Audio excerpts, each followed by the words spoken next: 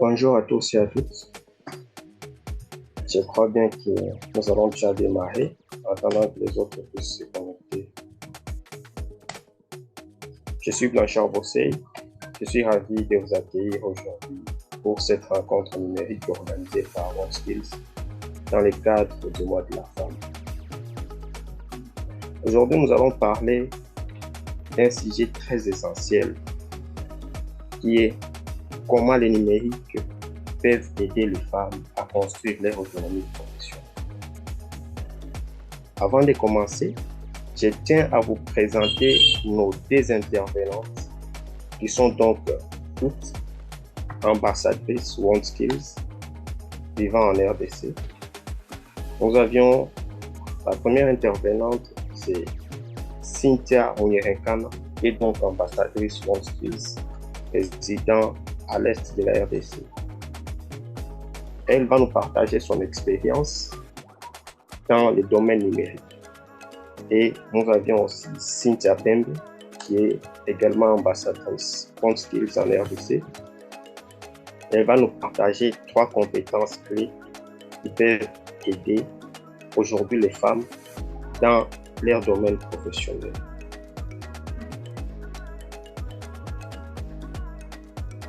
Rappelons ceci, tout au long de cette réunion, il est également conseillé de poser des questions dans le chat et nous allons y revenir pour répondre à chacune de vos questions. Sinon, aujourd'hui, notre objectif est clair, de repartir avec des idées claires et concrètes, ainsi qu'inspirants pour utiliser les numériques afin de booster notre carrière ou encore notre parcours professionnel. Alors, il y a une question très importante qui se pose à ce sujet. Pourquoi les numériques sont-ils importants aujourd'hui? Si nous observons tout autour de nous, partout là où nous vivons, dans nos professions, dans tout ce que nous faisons, les numériques interviennent presque dans tous les métiers. Que ce soit dans la communication, dans la création de contenus, dans la gestion des projets ou encore dans le développement d'une activité quelconque. Alors, acquérir une compétence numérique aujourd'hui, elle est simple, mais cela peut être un pas vers une autonomie professionnelle. C'est ainsi que OneSkills a conçu donc une plateforme éducative pour permettre aux gens, surtout aux femmes, parce que nous sommes au mois de la femme, surtout aux femmes, pour acquérir des compétences numériques à leur rythme. Et puis, ces formations sont donc conçues de façon claire et simple pour comprendre selon les réalités ou encore le contexte local, surtout africain. Et puis, ces compétences seront utiles donc pour l'autonomie professionnelle de chacun d'entre eux. Et sera donc accompagnée à la fin d'une certification si la personne veut vraiment valoriser ses compétences. Sinon, nous rappelons ici que vous n'avez pas besoin d'être expert en informatique pour commencer à suivre ce genre de formation pour acquérir des compétences numériques. Chaque petit pas compte pour atteindre un objectif qui est donc acquérir une compétence numérique qui peut nous aider aujourd'hui dans notre carrière professionnelle. De ce fait, nous allons inviter donc Esther Onyerenkana qui va donc nous partager une expérience dans ce qui concerne les numériques dans sa carrière. Esther, tu es là? Oui, je suis là. Bonjour et merci d'être parmi nous aujourd'hui. Sinon, Merci également à vous. ok. Sinon, j'ai quelques questions à te poser. La première question est celle-ci. Peux-tu nous parler brièvement de ton parcours et de ce qui t'a mené à t'intéresser au numérique? Oui. Bonjour à tous. C'est vraiment pour moi un honneur de pouvoir discuter avec vous sur un sujet qui me tient personnellement à cœur, les femmes et les compétences numériques. Pour dire vrai, aussi loin que je me souviens, je pense que j'ai toujours été une passionnée du numérique. Déjà, je viens d'une famille assez nombreuse, on est 10 enfants, dont 8 filles.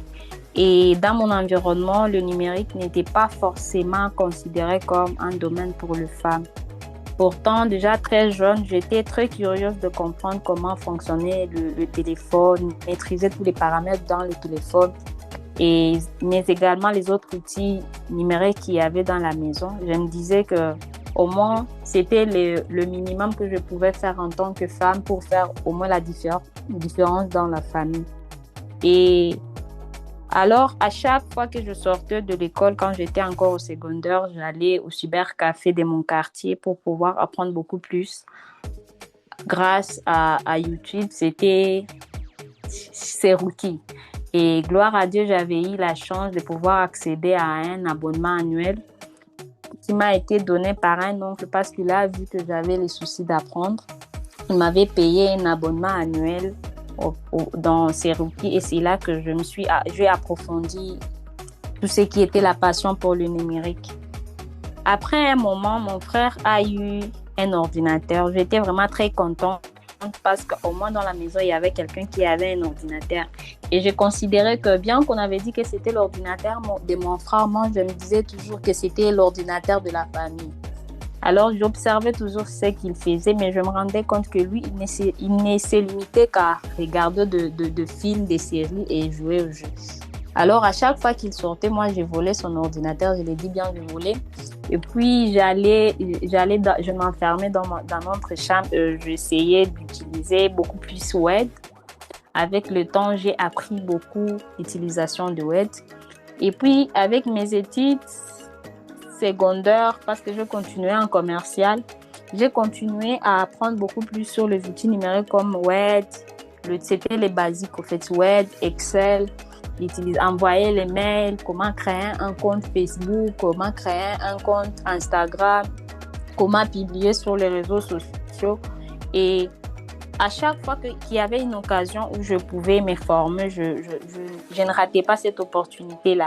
Et jusqu'à maintenant, je profite de chaque occasion d'apprentissage qui s'offre à moi.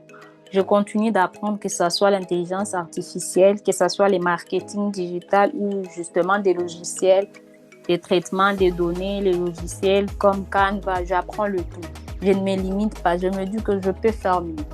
Et avec le temps, je me suis également lancée dans une passion, c'était de partager ce que je maîtrisais avec les autres dames. J'ai d'abord commencé chez moi parce que je me suis rendu compte que la plupart de mes sœurs se limitaient aux fonctionnalités du téléphone, seulement aux appels, mais également aux messages, des photos. Et à chaque fois, elles venaient toujours vers moi pour que je puisse les accompagner dans la rédaction, par exemple, de leurs lettres de motivation, de remplir le formulaire en ligne. À un moment donné, j'ai refusé catégoriquement. Je me disais, non, tu dois également apprendre. Tu dois être capable toi-même de remplir un formulaire en ligne. Parce que c'est vrai que je peux être là avec toi aujourd'hui, mais demain, ça ne sera pas le cas. Il est temps pour toi également de te lancer dans le numérique. Et il n'y a pas plus d'une semaine, j'ai vu ma petite sœur et elle a été fière de poster sur les réseaux sociaux que c'était pour elle un plaisir de pouvoir suivre une formation sur le développement web, être capable elle-même de créer grâce à l'intelligence artificielle un site web, une plateforme pour ses produits étant donné qu'elle fait les commerces. Et je me suis dit que quand même j'ai fait le nécessaire. Mais je continue également d'initier d'autres femmes de mon entourage sur l'utilisation du numérique et son impact. Alors, en quelques mots, je peux donc dire que mon parcours a... En attendant, Esther, nous allons passer la parole à Cynthia Pembe, qui est aussi ambassadrice OneSkills à Kinshasa, je crois, qui va donc nous partager quelques compétences clés qui peuvent aider les femmes aujourd'hui pour être autonomes dans leur carrière professionnelle.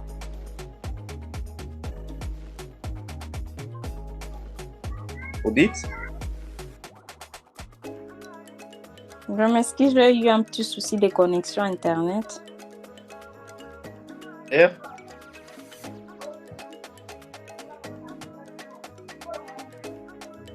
Esther, tu es là?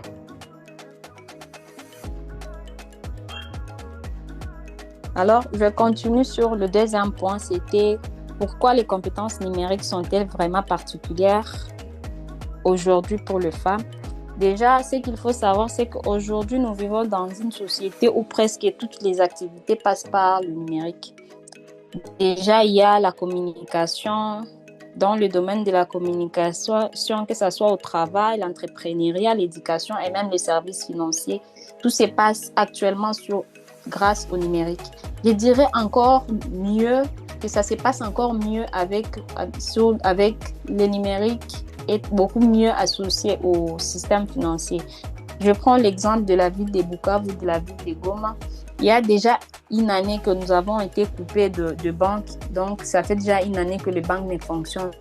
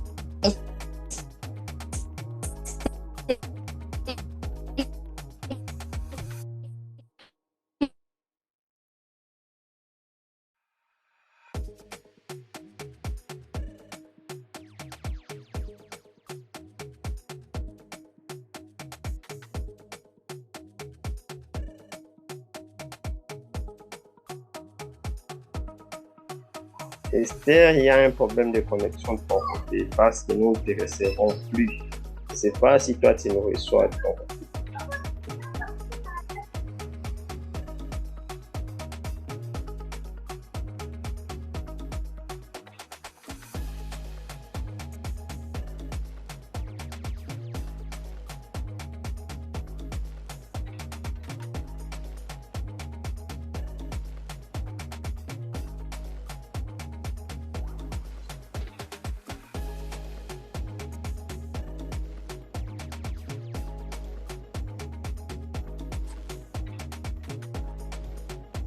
mais Esther a un problème. également avec... Oui, j'ai vraiment un souci avec la connexion. Ok, tu peux continuer. Parce qu'on te reçoit déjà. Ok. Mais également avec l'Internet, c'est plus facile pour les femmes actuellement d'accéder à des informations en temps réel. C'est-à-dire qu'une information peut être publiée, par exemple, sur le site de l'ONU, par exemple, sur une offre d'emploi. Une femme qui est à Bukavu va recevoir la même information au même moment qu'une femme qui est, par exemple, en Europe. On voit très bien qu'il y a une centralisation des informations, mais également l'accès est devenu beaucoup plus large pour toutes les femmes. À part ça, il y a également le fait que le numérique permet aux femmes de trouver de l'emploi, de créer de l'emploi, mais également d'avoir une certaine autonomie financière. Avec le numérique, c'est plus facile actuellement pour une femme de pouvoir travailler familiale qui lui oblige de rester à la maison. Mais avec le numérique, c'est plus facile pour ces femmes-là de pouvoir travailler même en ligne. Et actuellement, c'est possible même pour les femmes de pouvoir travailler pour des entreprises étrangères étant dans leur pays d'origine. C'est possible de pouvoir travailler, par exemple, en tant que chargeur d'une entreprise qui se trouve à l'étranger sans pouvoir se déplacer. À part ça, le numérique permet également aux femmes d'améliorer leur visibilité professionnelle. Comment ça permet aux femmes d'améliorer leur visibilité professionnelle? Avec le numérique, c'est possible pour une femme de pouvoir créer un profil professionnel, mais également de partager tout ce qui est compétences, développer son réseau, mais également accéder à des opportunités auxquelles elle n'avait pas accès auparavant grâce à des réseaux qui sont bien créés par le numérique comme les comptes sur LinkedIn. Alors, je sais que je peux dire que nous vivons actuellement dans un monde où tout est digitalisé. Et à un certain moment, si nous, les femmes, nous mettons en tête que nous ne devons pas apprendre du numérique, on sera, à un moment donné, on sera exclu de notre société, de notre communauté. On sera exclu de tout ce qui est les social. Et même si actuellement, nous avons beaucoup plus d'opportunités, on le voit souvent, on écrit sur les offres d'emploi, la candidature de femmes est priorisée. Mais lorsque tu te rends compte que toi, femme, bien que ta candidature est beaucoup plus priorisée, mais tu ne maîtrises pas les outils qui sont exigés, parce que le plus souvent, on exige également d'avoir des connaissances, par exemple, en Excel, en Word.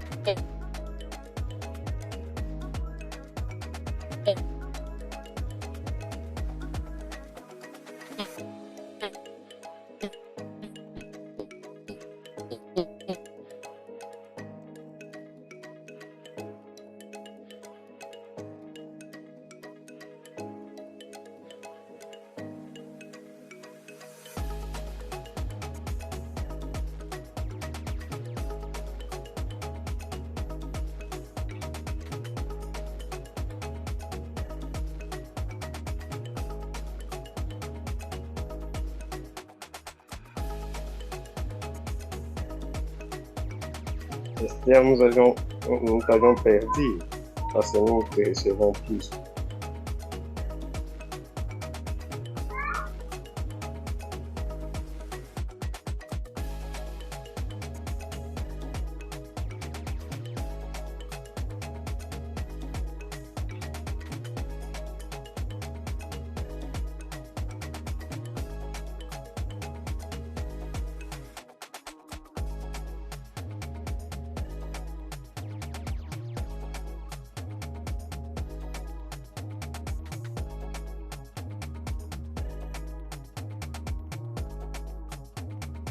Esther, comme il y a un problème de connexion de ton côté, nous allons passer la parole à Cynthia. Merci beaucoup pour ton partage, ton expérience dans les domaines numériques.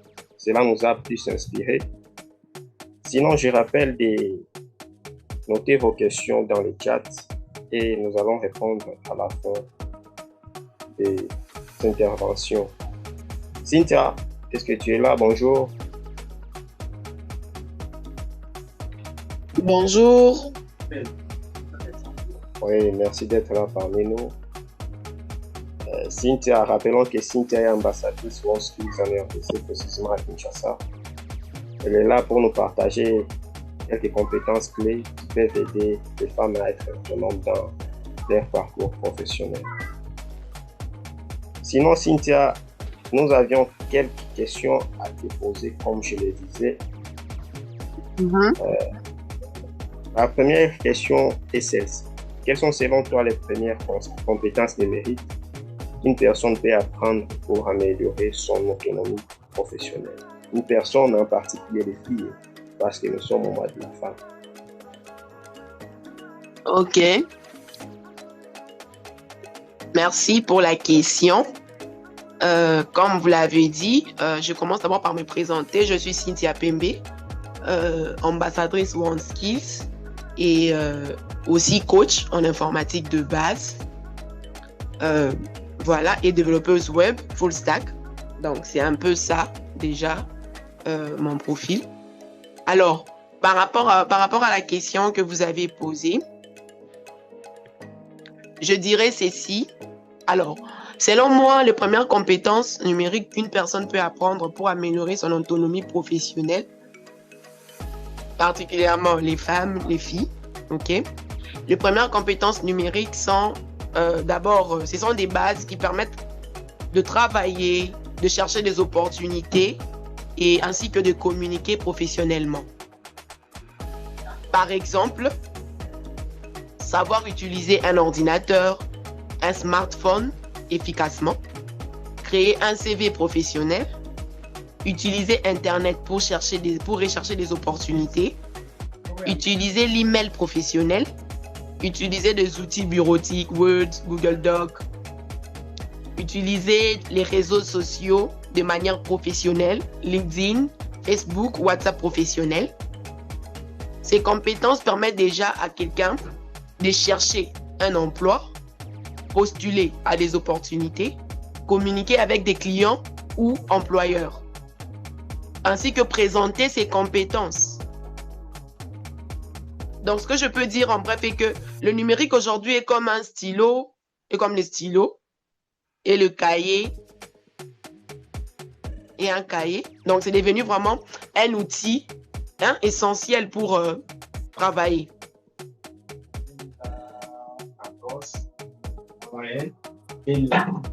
Okay. Merci beaucoup, Cynthia. La deuxième question est celle-ci. Ok.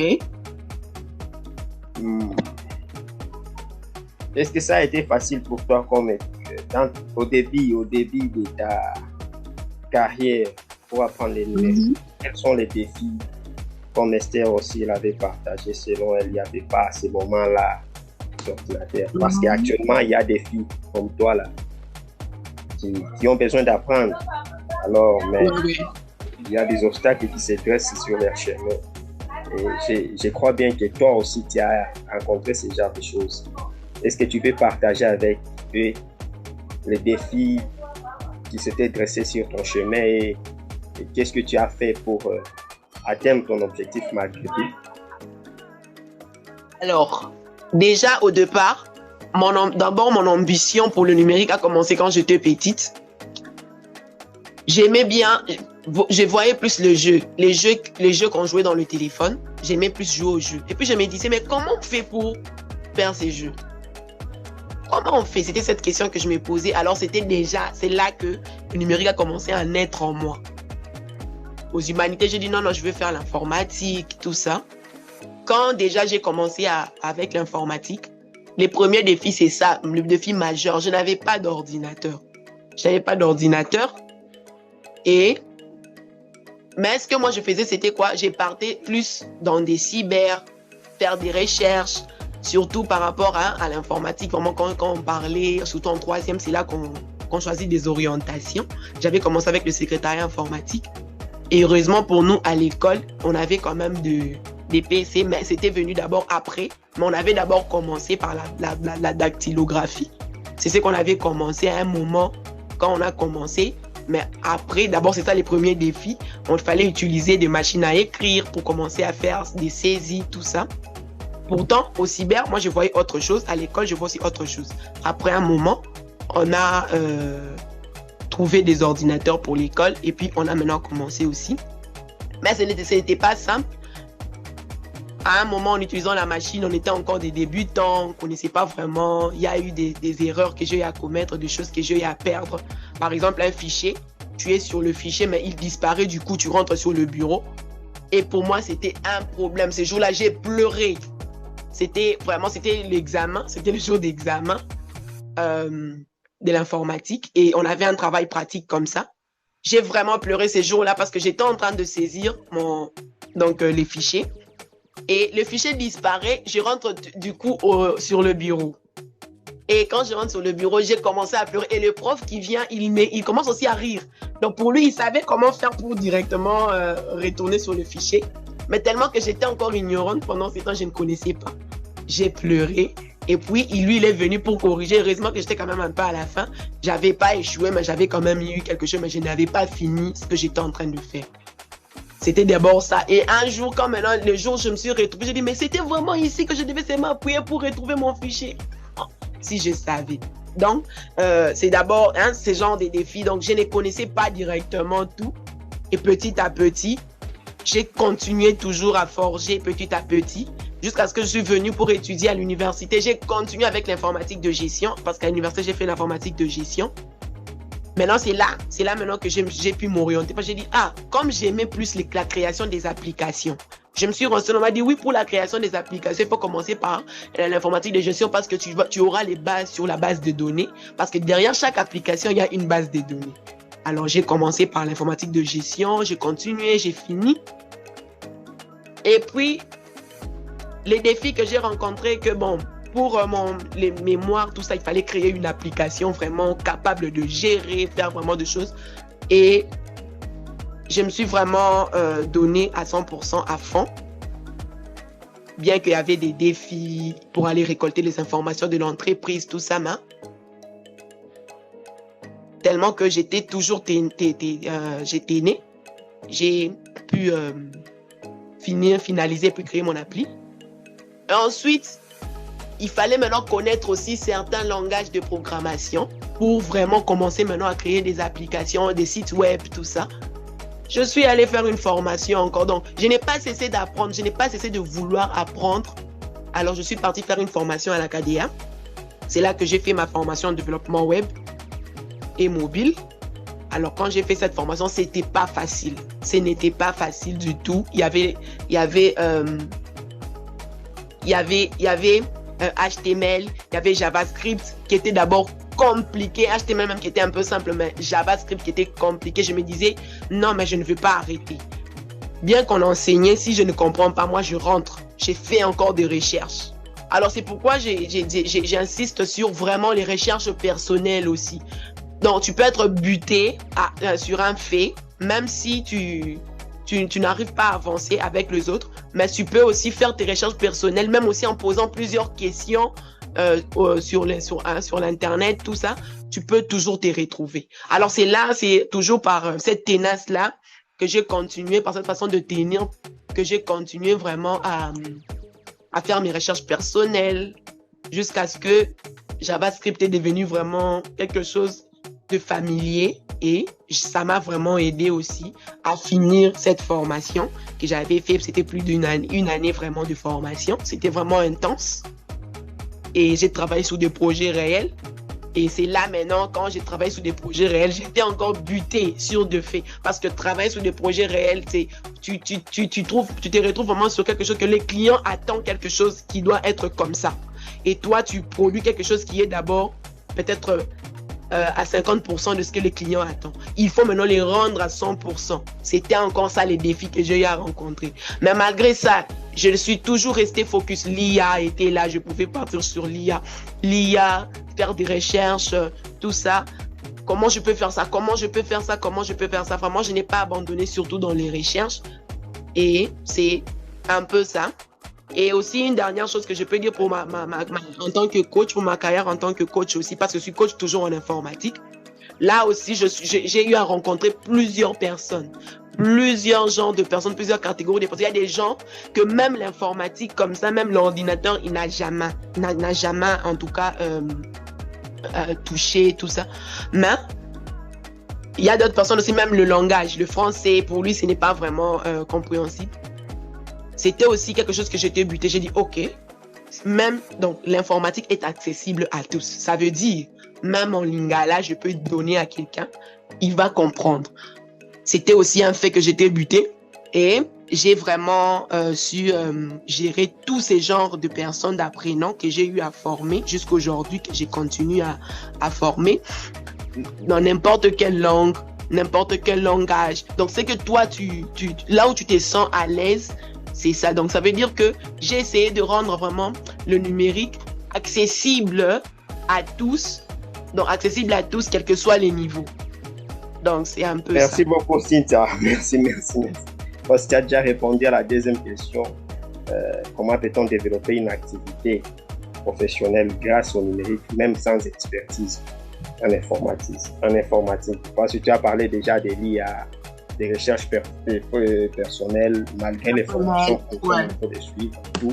Alors, il faut passer à la troisième question, question un peu plus brève et spécifique. Quelles sont les compétences numériques simples qui peuvent aider rapidement quelqu'un dans sa vie professionnelle? Tu avais déjà commencé à parler au début de création de CV. Est-ce que tu peux essayer de compléter ça? Ouais. En tout cas, il existe plusieurs compétences simples, mais très puissantes. De un, d'abord, je le redis encore, créer un CV professionnel avec des outils, par exemple comme Canva, Google Doc, Microsoft Word. Un CV clair et bien présenté augmente les chances d'être recruté. Alors, je passe au deuxième. Utiliser les réseaux sociaux professionnellement. Alors, aujourd'hui, les réseaux sociaux ne servent pas seulement à discuter. Ils peuvent servir à trouver un emploi, montrer ses compétences, partager son travail, trouver des clients. Par exemple, publier son travail, annoncer ses services. C'est ce que moi je fais. Par exemple, je donne un exemple moi-même en tant que développeuse web. Dès que j'ai créé un site, c'est bon, c'est fini. Je peux commencer peut-être j'ai déjà même mon portfolio qui est déjà en ligne. Que quelqu'un peut me contacter à partir de mon portfolio quand il voit déjà mes réalisations, ce que j'ai déjà eu à faire. Donc, c'est un peu ça. Et aussi sur LinkedIn, j'ai aussi l'habitude de pouvoir poster, souvent poster ce que je fais, ce que je réalise. C'est aussi une façon d'augmenter ses chances, donc comme j'étais en train de le dire, pour vraiment annoncer ses services. Et aussi rejoindre des groupes professionnels. Alors, troisième, on va dire utiliser les outils de travail numériques. Par exemple, Google Doc pour écrire des documents, Google Drive pour stocker des fichiers, Zoom ou Google Meet pour des réunions en ligne, Trello pour organiser son travail. Ces outils, en tout cas, nous permettent de travailler de manière moderne et organisée. Ce sont des compétences simples, mais très recherchées aujourd'hui. Ok, merci beaucoup. La question suivante est: est-il possible d'apprendre des compétences, ces compétences-là que tu as énumérées avec son smartphone? Est-ce que c'est possible d'acquérir toutes ces compétences à partir d'un smartphone? Oui. Aujourd'hui, les smartphones est un véritable outil de travail. Avec un smartphone, on peut créer un CV, suivre des formations en ligne, apprendre sur YouTube, gérer une activité sur les réseaux sociaux, envoyer des emails, créer du contenu, même gérer une boutique en ligne. Donc, beaucoup d'entrepreneurs en Afrique ont commencé uniquement avec leur téléphone.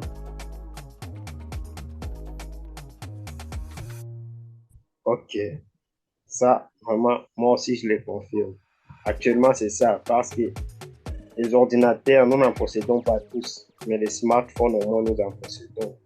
Et le smartphone est capable de faire beaucoup de choses. Si je peux rajouter un petit détail, et que ce qui compte, ce n'est pas l'outil, mais c'est la volonté d'apprendre et de pratiquer.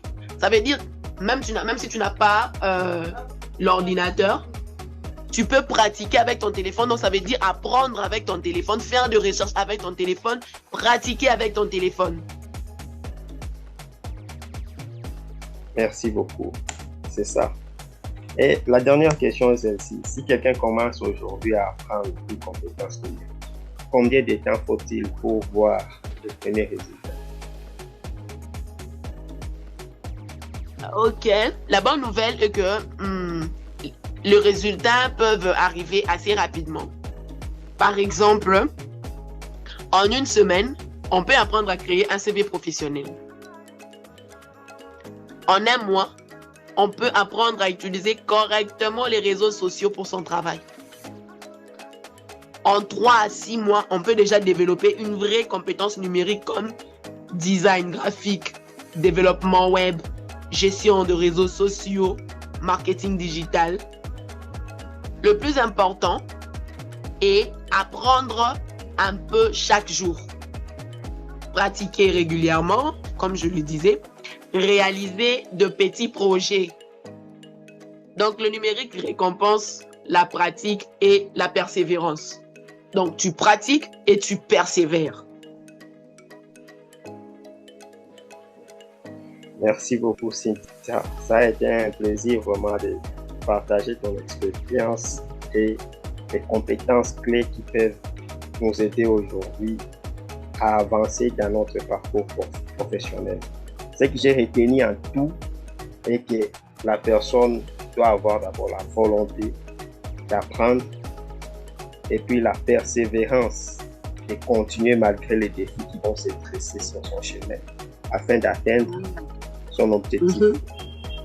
Voilà. Même une compétence simple peut générer rapidement des opportunités. Parce qu'avec son smartphone, on peut faire des merveilles et puis on peut directement acquérir des compétences et attirer peut-être des clients, du marché, tout cela. Ça a été vraiment un plaisir. Merci beaucoup. Alors, merci. Merci. Maintenant, j'aimerais partager avec chacun de nous ici 3 conseils simples pour commencer à développer ses compétences numériques. Le premier est de commencer par une compétence simple. Il ne faut pas chercher quelque chose de compliqué. Non, je dois directement être développeuse web comme Cynthia, ou je dois directement, je ne sais pas, être designer graphique ou quoi. Non, il faut commencer avec quelque chose de simple, avec les outils de base que nous en avons, par exemple un smartphone. Peut-être que nous ne savons pas créer un CV. On commence d'abord à créer un bon CV avec l'aide de l'IA, un truc comme ça. Le deuxième conseil est de pratiquer régulièrement, comme Cynthia l'a dit. Il faut pratiquer encore et encore. Parce que quand on apprend, on ne comprend pas facilement, on ne comprend pas directement. Alors, c'est en pratiquant qu'on va bien comprendre et qu'on va maîtriser la chose. Le troisième conseil est donc de poursuivre ou encore de suivre une formation structurée. Poursuivre une formation structurée. Il ne faut pas aller comme ça à la défaite. Bien sûr que c'est bien, mais quand c'est structuré, là, vous n'allez pas perdre beaucoup plus de temps pour atteindre votre objectif, qui est donc d'acquérir une compétence quelconque. Alors, je rappelle ceci. Même une petite compétence numérique peut avoir un impact concret sur l'autonomie professionnelle de chacun. Alors, je profite ici pour cette occasion de vous présenter rapidement OneSkills. Qu'est-ce que OneSkills? OneSkills est une plateforme numérique de formation en ligne, accessible à tout le monde. Elle contient donc des formations libres et gratuites. Nous pouvons apprendre dans cette plateforme de manière flexible, à notre propre rythme. Il n'y a pas de pression. C'est à chacun d'avancer à son rythme, selon son temps, son emploi du temps.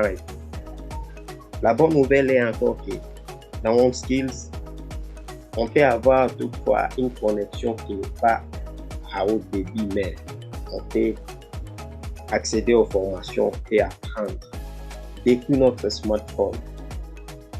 Et en plus, les cours dans cette plateforme est donc simple, court et pratique. Il n'y a pas beaucoup de choses compliquées, non. C'est simple, court et pratique pour qu'une personne puisse bien comprendre. Et on peut obtenir une certification pour valoriser les compétences que nous avions acquises durant notre formation dans la plateforme OneSkills. Dans OneSkills, il y a quelques formations qui sont disponibles. Par exemple, la création d'un CV professionnel assisté par l'intelligence artificielle. Nous avions aussi la création ou encore la configuration des réseaux sociaux professionnels. Nous avions des formations comme la création de contenus attractifs avec Canva et ChatGPT. Nous avions des formations comme comment configurer facilement, comment facturer facilement vos clients avec Odo. Et il y a aussi d'autres formations qui sont dans la plateforme. Si vous avez besoin de suivre ce genre de formations qui sont gratuites, nous demandons à Elisabeth de partager déjà les liens de la plateforme pour tous ceux qui veulent apprendre des nouvelles compétences numériques à travers cette magnifique plateforme qui est OneSkills. Sinon, nous passons à l'étape des questions. S'il y a des questions que vous avez à écrire durant ce partage, je ne sais pas, nous allons regarder dans le chat s'il y a des questions.